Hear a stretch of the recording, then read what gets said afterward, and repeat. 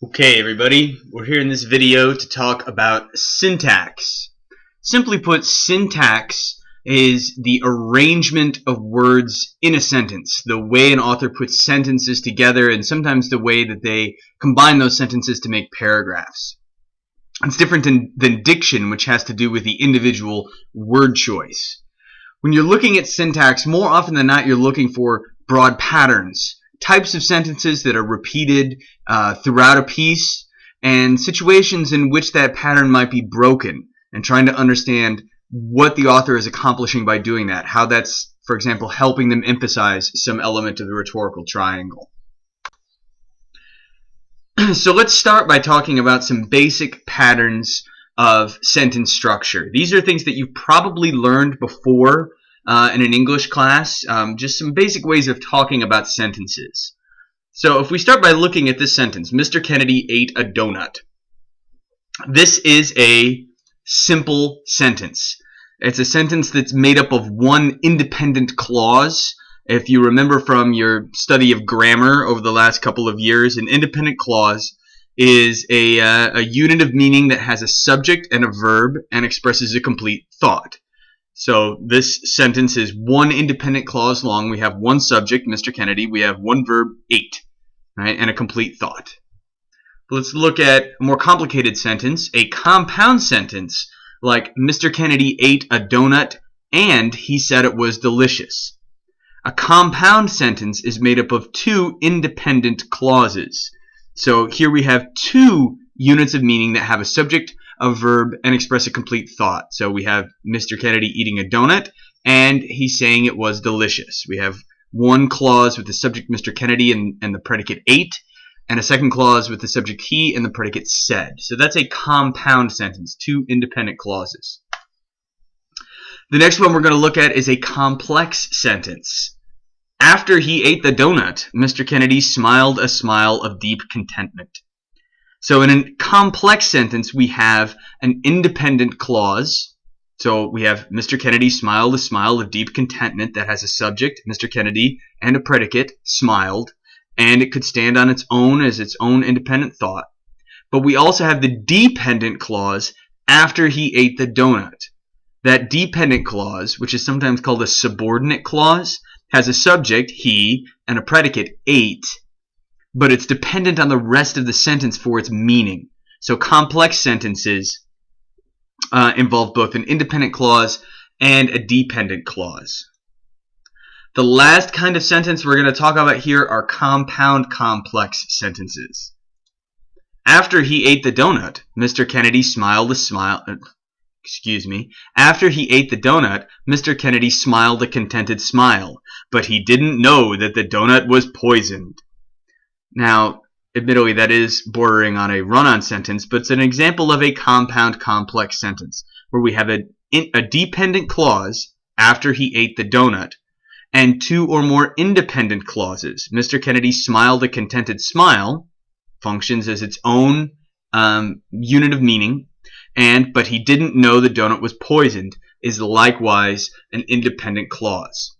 So these are four basic ways of looking at sentences, and any sentence you see can be categorized as being simple, compound, complex, or compound complex.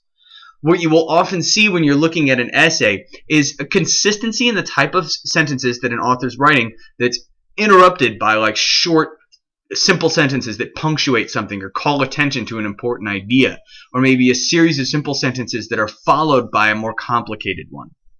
So look for patterns, and then look for instances in which authors break those patterns. There's Homer Simpson eating a donut. Okay, next we're going to talk about a few other ways of looking at sentences, some ways of categorizing sentences. If we look at this basic sentence, Mr. Kennedy played the bagpipes. That's a simple sentence, right? We have one subject, we have one predicate. If we want to start adding more stuff onto that sentence, we have a couple different ways we can do it. And we can use that to categorize a sentence as being either a loose sentence or a periodic sentence. So if we said, Mr. Kennedy played the bagpipes, which caused the neighbors to call the police, the dog to hide under the bed, and his wife to retreat to her parents' house, we notice that at the beginning we keep that independent clause. That most important unit of meaning in the sentence, our main subject and predicate. That Mr. Kennedy played the bagpipes is what the sentence is really about. And it is then followed by a series of other clauses which add meaning to it. Clauses, or I should say phrases as well. That's what we call a loose sentence. In a loose sentence, we take the most essential part and continue to add units of meaning after it. Contrast that to a sentence like, when he wanted to greet the dawn with unbridled joy, Mr. Kennedy liked to play the bagpipes. That's what we call a periodic sentence, where we put additional information before the core part of the sentence. You can maybe remember periodic because the important information comes near the period. If you're looking at your AP handbook, they talk about another type that actually isn't covered in the handout. The bagpipes, which do sound cool when played in dramatic funeral sequences in movies, have never played a prominent role in punk music. We could call that an embedded periodic sentence, in which meaning is sort of put into the middle of the independent clause, but the most important elements still come close to the period. So again, as you're reading, try to determine, are most of the sentences in a passage loose, or are they periodic? And why? What do we gain by adding some information before the subject of the independent clause? What do we gain by tacking it on afterwards? How does that change the emphasis within the sentence? Again, look for patterns, and then look for things that break those patterns. And there's Brian from Family Guy playing the bagpipes. The last thing I want to talk about in this video is parallel structure, which is another element of syntax. Parallel structure is a little bit different than these other elements we've been talking about. With the different types of sentences, a good writer is going to mix and match a lot of them. And in a good essay, you're going to see examples of all of those different types of sentences. Sometimes used for emphasis, sometimes used to establish patterns, but a good writer is going to use all of them. However, good writers almost always only use parallel sentences and parallel sentence structure. It's really important to sort of good writing. If you look at this sentence, Mr. Kennedy teaches parallel structure and his students are learning it. You see two independent clauses, but grammatically they don't quite line up. I just got a text message. Compare it to this one. Mr. Kennedy teaches parallel structure and his students learn it. Now it's parallel. The verb tense has been lined up, so we have the same sort of pattern in both clauses in that sentence. Parallel structure, you can, if you're trying to determine if something is parallel or not, ignore the meaning of the words and just look at sort of the syntactic construction of it. The types of parts of speech, the tenses of verbs, the number of words in phrases and clauses. Parallel structure, if it's between clauses within a sentence or between sentences within a paragraph, is going to repeat patterns over and over again. So like, I like to read books when I go for a run, and translating ancient Sumerian texts is, well, it's unparalleled to the point where the syntax doesn't really make a lot of sense. You can line up the parallelism in that by saying, I like reading, running, and translating ancient Sumerian texts. So now you can see that it all fits a sort of parallel pattern. How about this one? The wise old man warned me not to translate the ancient Sumerian text and that the words shouldn't be spoken out loud. So we have the wise old man doing two things there that should be parallel but aren't quite. So we could fix it by saying, the wise old man warned me not to translate the ancient Sumerian text or speak the words out loud. Now it's parallel. Those two phrases in that sentence are sort of use the same tense of verbs, have the modifiers in the same place, follow the same pattern, and kind of the same rhythm. And there's Nike because I like running. Okay, the last thing I'm going to talk about in this video is active and passive voice, which comes up as a syntax issue because it affects the way that your sentences are arranged.